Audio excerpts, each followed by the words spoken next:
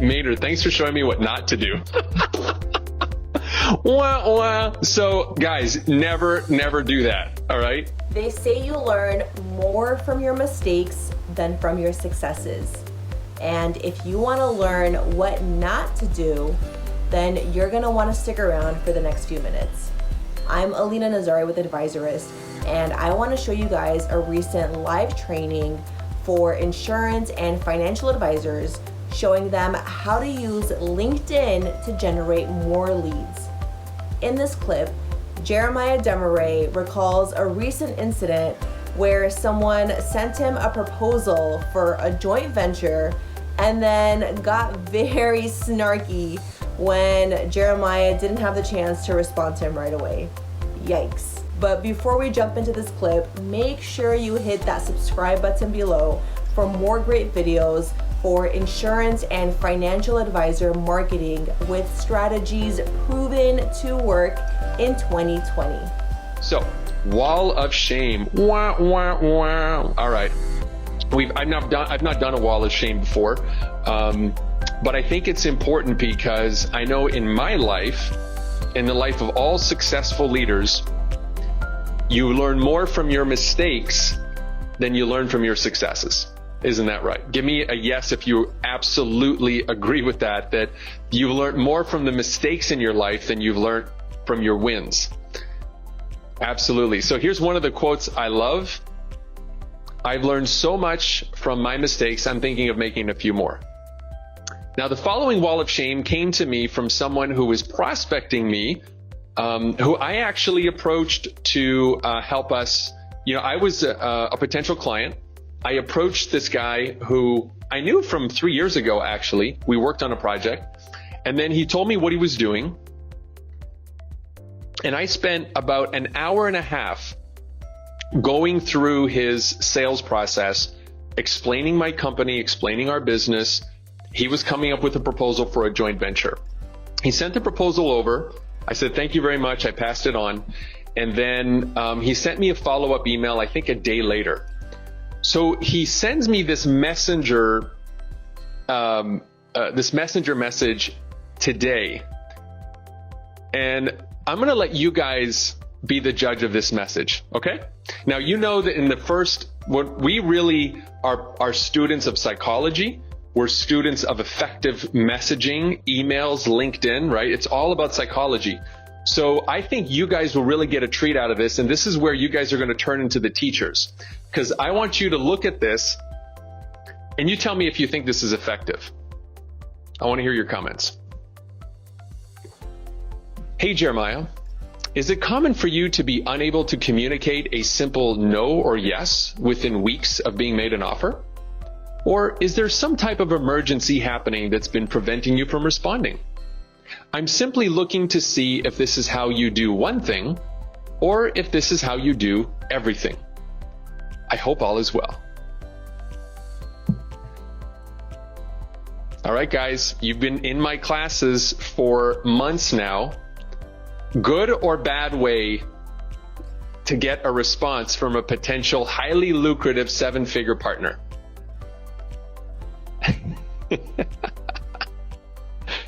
Yeah, Elizabeth, a little passive aggressive, right? Jack, arrogant. OMG, yikes, bad. That's not effective, bad. Don't do any joint, terrible attitude.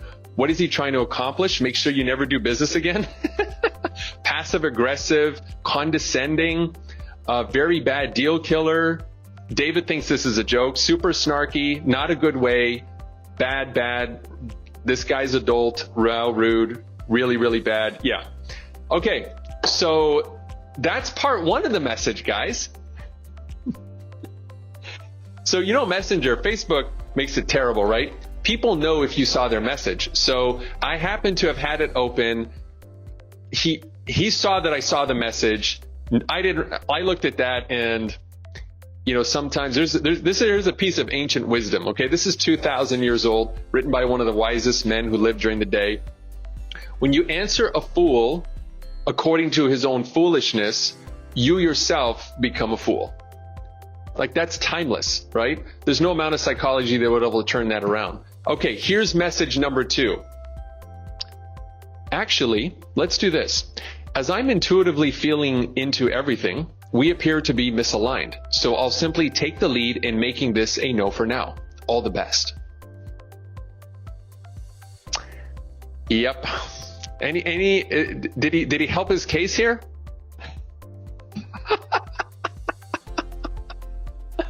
Oh man.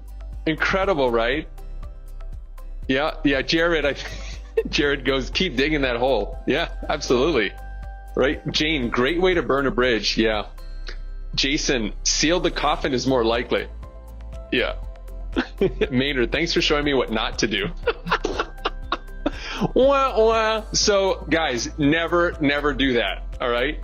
You see how you don't know anything about the deal, but yet you can tell so much about the person just by the way that they come in a high-handed, arrogant. And here's the thing, right? I know that he's probably swiped this from some sales guru who says, you gotta take people to task, you gotta do this. And, hey, I'm all about interesting gambits and psychology, but never at the expense of putting somebody lower than you, or never at the expense of making somebody feel foolish. I personally feel bad for the guy, because if you're leading with emotion, you could tell that this was written by somebody who was in a very emotional state, right? Quick to get offended. And then I don't know if you guys picked up on this, but look at that second to last line.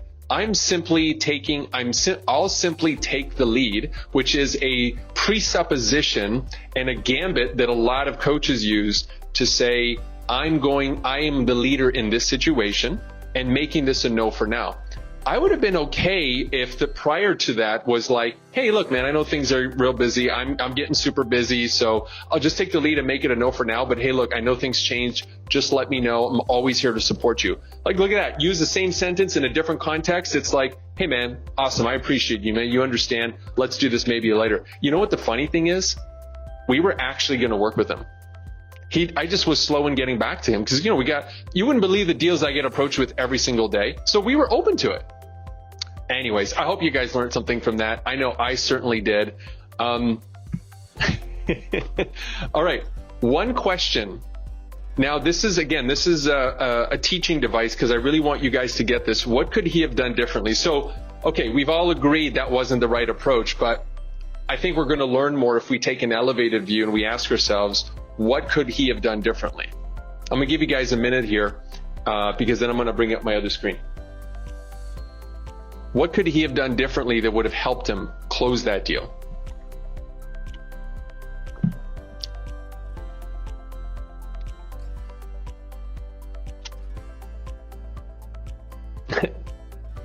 Yeah, Jason. Yeah, Jason, I think you got really close to it. Come from a place of compassion. Yeah. Melissa could have waited for a response. He could have called me. Have someone proofread his message. Susanna, come from a place of curiosity, empathy, humor. Just allowed me to respond.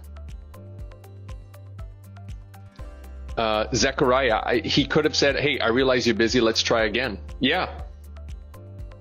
Be humble. Good. And Chris, yeah, I was wondering if anybody would say that. The 9-word email. Remember in the first power hour, what we talked about, the 9-word? Hey, do you still need help with? And then answer that. That's it. That's all he would have had to say. And I would have seen that and been like, clever guy. Yes. Let me reply just a yes.